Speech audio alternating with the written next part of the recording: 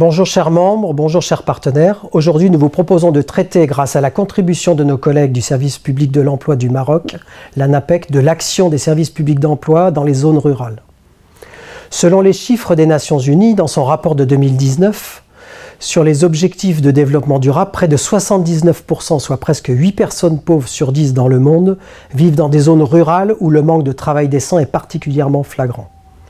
Toujours selon ce même rapport, quand le taux de pauvreté est déjà de 5,3% dans les zones urbaines, dans les zones rurales, il est de 17,2%, ce qui est 3 fois plus. D'après les constats de l'Organisation internationale du travail, la situation de ces zones est généralement marquée par une faible présence des institutions qui interviennent sur le marché du travail, l'inadéquation des infrastructures, la rareté des possibilités d'éducation et de formation et plus globalement le sous-investissement.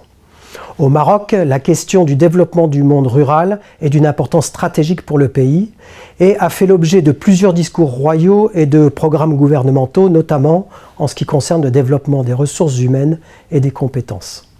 Cette attention particulière donnée au monde rural se justifie par le fait qu'il représente 40% de la population et 85% des communes dans le pays. Parmi les différentes instances gouvernementales qui se sont penchées sur la problématique du développement du monde rural, l'ANAPEC, le service public de l'emploi au Maroc, a apporté une contribution fondamentale à ce sujet dans le cadre d'un projet premier en son genre au Maroc baptisé UMER, Unité mobile pour l'amélioration de l'employabilité en milieu rural. Il s'agit d'un projet pilote ambitieux qui a permis de mobiliser des unités mobiles de pointe qui se déplacent vers les zones rurales et para-urbaines afin de réduire le gap entre l'ANAPEC et les usagers, notamment ceux qui vivent dans des zones lointaines économiquement défavorables.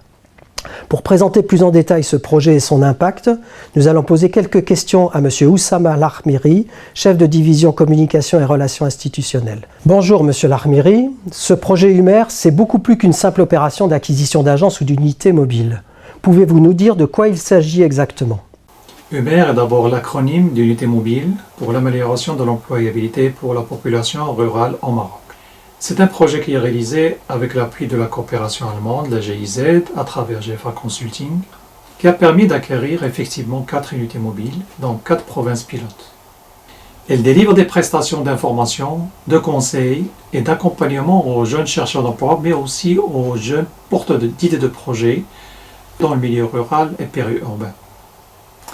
Et pour revenir à la question, il faut savoir qu'une unité mobile est d'abord un ensemble de processus qui sont conçus et mis en œuvre après avoir réalisé au préalable quelques actions. Donc la première action à faire est d'abord une analyse du territoire et connaître ses potentialités économiques et sociales. La deuxième chose à faire, c'est l'ingénierie dans les prestations délivrées pour les adapter. La troisième chose à faire, c'est l'ingénierie dans la fabrication de l'unité mobile en termes de dimension, d'ergonomie intérieure, mais aussi en prenant en considération le territoire cible et l'infrastructure routière.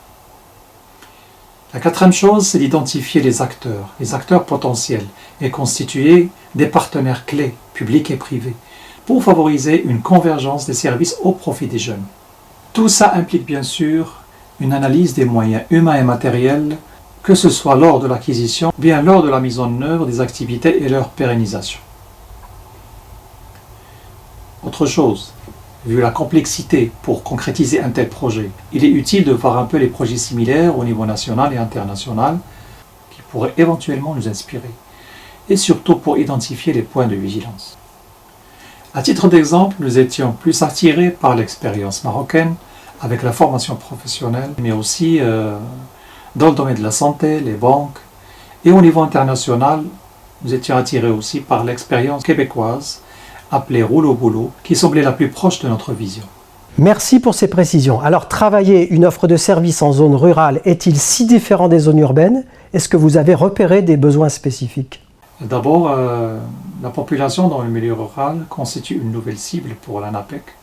Donc, on a peu d'informations sur elle, sur ses besoins, ses attentes, les profils, les modes d'action, et aussi le territoire, la connectivité, l'état des routes, etc.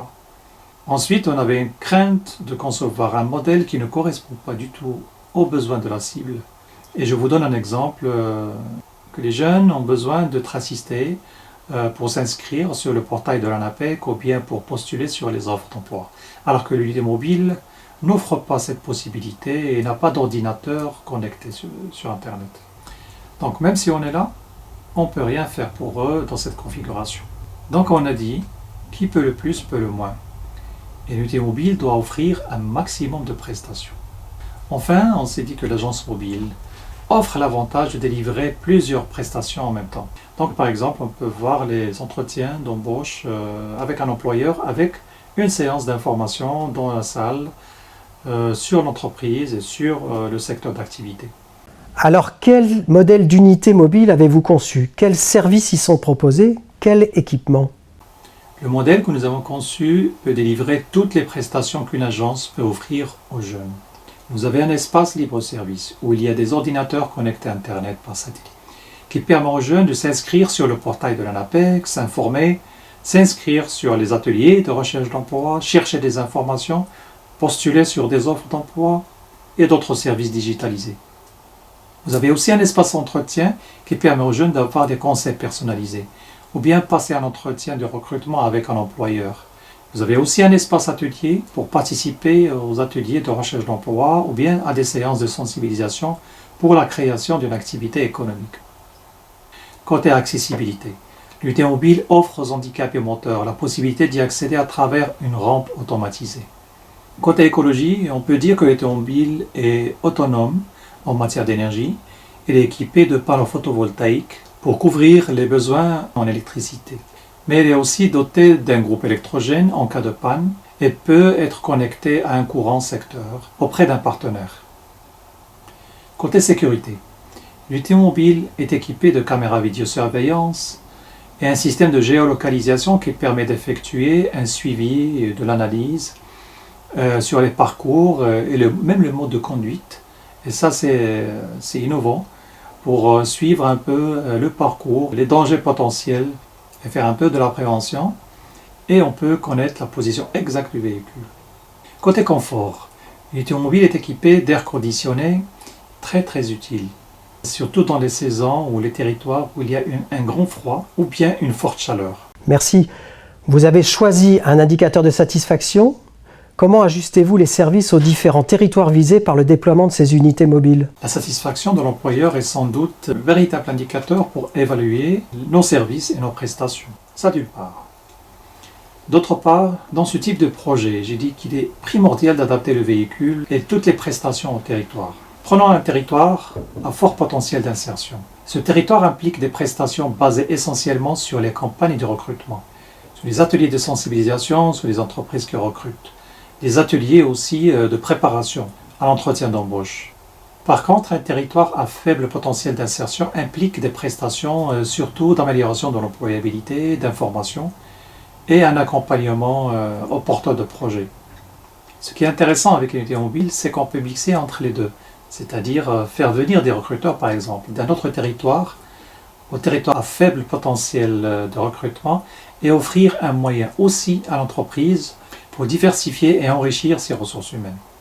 Et on l'a fait dans beaucoup d'occasions, notamment au profit d'entreprises dans le secteur de l'industrie automobile qui recrutent massivement. Et j'ouvre ici une parenthèse. L'employeur peut constituer une source d'inspiration, d'idées à développer en faveur de l'insertion des jeunes. Et là, je vous donne aussi un exemple. Quand on faisait l'analyse des besoins des employeurs, nous avions demandé à des employeurs de grandes entreprises industrielles quels sont les freins pour embaucher des jeunes issus du milieu rural. Les recruteurs nous ont expliqué que ces jeunes, ils veulent travailler bien sûr, mais il leur manque généralement la rigueur, le relationnel, parfois l'assiduité. Donc le recueil détaillé de ces types d'informations nous a conduit à développer des formations en soft skills.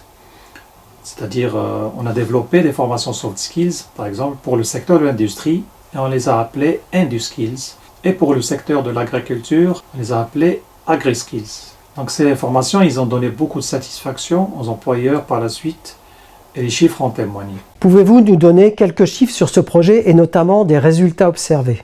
La population rurale au Maroc représente environ 40% de la population nationale. L'ANAPEC est présente dans la quasi-totalité des régions, les provinces, les préfectures, mais très peu dans le milieu rural ou périurbain.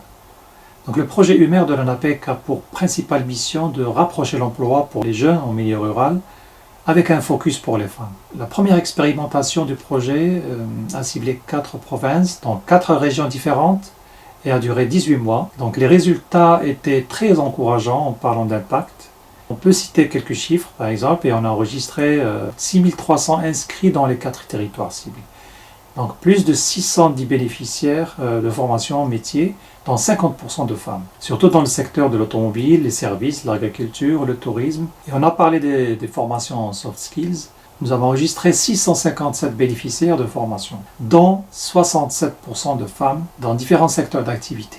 Donc, pour les mises en relation directe avec les employeurs, on a enregistré 1800 entretiens d'embauche, dont 40% pour les femmes. Ces chiffres en fait dépassent largement l'objectif initial attribué au projet dans sa phase pilote. Et d'après une évaluation indépendante du projet, 82% confirment une amélioration de leur situation professionnelle. Ça veut dire quoi? Ça veut dire qu'ils sont soit embauchés, soit ils ont augmenté leurs revenus, ou bien ils ont commencé une activité indépendante. Merci. Vous nous avez dit au début de notre interview avoir cherché de l'inspiration sur d'autres modèles d'unités mobiles. Et notamment, vous nous avez parlé de l'initiative québécoise. Pouvez-vous nous en dire plus?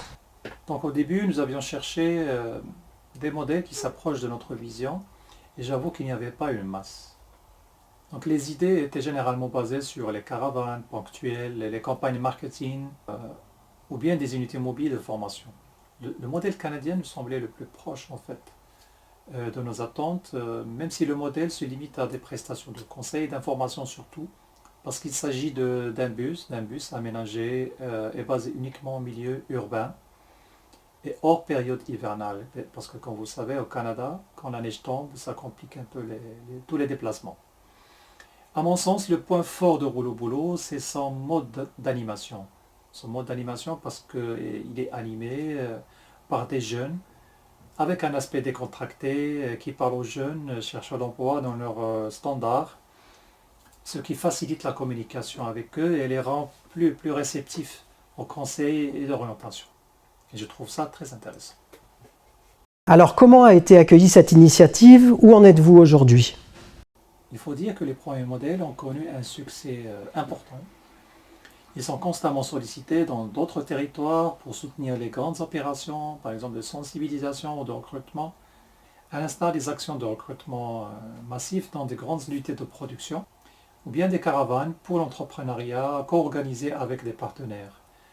Ce qui permet de tester le modèle, de tester le territoire et avoir goût pour acquérir aussi sa propre unité mobile. Actuellement, l'ANAPEC vient d'acquérir 2 nouvelles unités mobiles pour la région Marrakech-Safi et une pour la région Beni Mellal-Khnifra. Alors l'expérience peut-elle être transférée à un autre pays? Que conseillerez-vous à un service public d'emploi qui voudrait développer ce type de projet? Comme ça, je peux dire que le modèle tel qu'il est en ANAPEC et au Maroc n'est pas duplicable. Par contre, l'approche peut être envisagée pour tout type de territoire.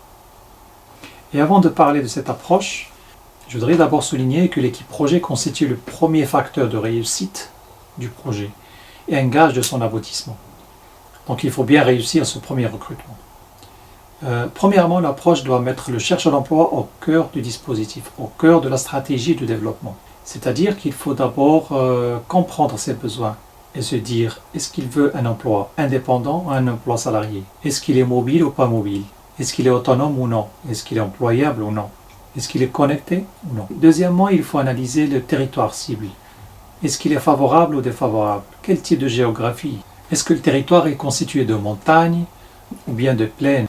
Troisièmement, est-ce qu'on a un service d'emploi relais?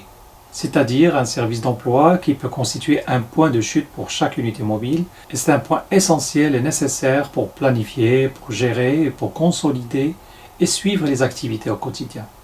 Cinquièmement, il faut offrir une offre de service adaptée et la plus large possible pour offrir un service universel à tout chercheur d'emploi ou porteur d'idées de projet, quel qu'il soit. Merci Monsieur Larmiri et à l'ANAPEC pour ce témoignage. Je vous propose donc de retenir les 5 points évoqués par notre invité en guise de conclusion. Pour lancer un projet de ce type, le premier point, bien sûr, est de s'entourer d'une équipe projet compétente. Puis, identifier les besoins des usagers qui sont au centre du projet, la raison d'être même de ce projet.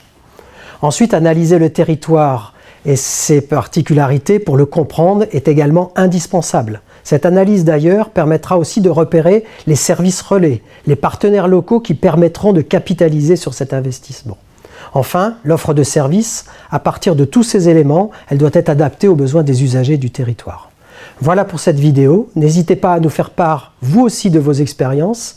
À bientôt avec nous pour découvrir de nouvelles pratiques et de nouveaux témoignages.